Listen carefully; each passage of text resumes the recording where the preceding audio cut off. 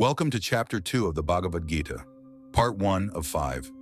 As we transition from Arjuna's emotional breakdown in Chapter 1, we now enter a deeply philosophical and transformative dialogue.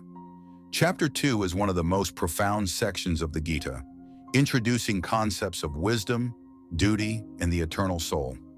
Let's embark on this enlightening journey. Arjuna, still overwhelmed and lost in despair, he lowers his bow, Gandiva, and turns to Krishna, his divine charioteer, seeking guidance. Arjuna says, Krishna, my heart is burdened with grief. My mind is clouded and I cannot see the right path. I am your disciple. Please instruct me. What should I do? I surrender to you. With these words, Arjuna humbles himself, setting aside his pride and acknowledging his need for wisdom. This marks a pivotal moment. The student is ready and the teacher begins to impart divine knowledge. Narrator. Krishna's voice is calm yet firm. He begins by addressing Arjuna's sorrow. Krishna says, Arjuna, why do you grieve for those who should not be grieved for? The wise do not mourn for the living or the dead. The soul is eternal. It was never born, and it never dies. Krishna introduces the concept of the immortality of the soul, that life and death are mere transitions, and the soul moves from one body to another, like changing clothes.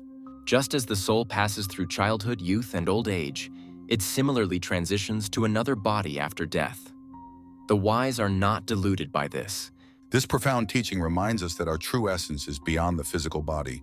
We are eternal beings, and death is not an end, but a transformation.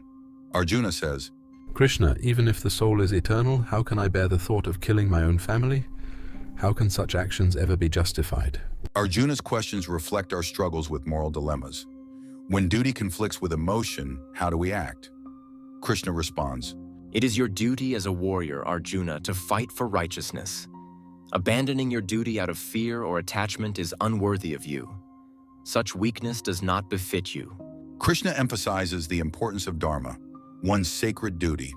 For Arjuna, fighting in this battle is not about personal desires, but about upholding justice and righteousness.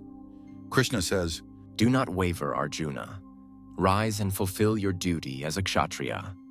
To do so without attachment to results is the path to liberation. As the chapter unfolds, Krishna starts to reveal the philosophy of karma yoga, acting without attachment to outcomes. He urges Arjuna to stand firm and fulfill his role, laying the foundation for deeper teachings in the following parts. Lessons learned from Part 1 of Chapter 2. 1. Surrender to wisdom. Arjuna's humility in seeking guidance reminds us that it's okay to ask for help during times of confusion. 2. The eternal nature of the soul. Understanding that we are eternal beings reduces fear and attachment to temporary losses. 3. Focus on duty, dharma. Acting in alignment with one's purpose brings clarity and fulfillment, even amidst challenges. 4. Detach from outcomes. True peace comes when we perform our duties without worrying about the results. Join us for the next part of Chapter 2, where Krishna delves deeper into the philosophy of action and selflessness. Don't forget to like, share, and subscribe for more timeless wisdom from the Bhagavad Gita.